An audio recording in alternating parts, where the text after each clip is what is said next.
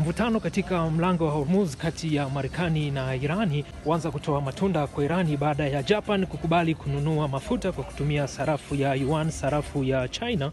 Inatajwa kwamba ni kutokana na raia wa Japan ambaye alikuwa amekamatwa nchini Irani mwaka 2025 kuweza kuachwa huru. Ni makubaliano yaliyosainiwa kati ya Irani na Japan ili raia wake huyo aweze kuachwa huru, na masharti yaliyopewa Japan ni kununua mafuta ya Irani kwa kutumia sarafu hiyo ya yuan, sarafu ya China.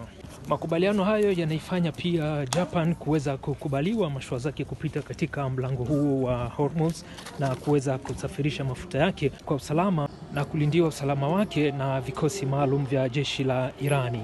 Ni pigo kubwa kwa Marekani kama inavyotajwa baada ya mataifa haya mawili kuweza kukubaliana kuweza Irani kuiuzia Japan mafuta kwa kutumia sarafu hiyo ya China yuan.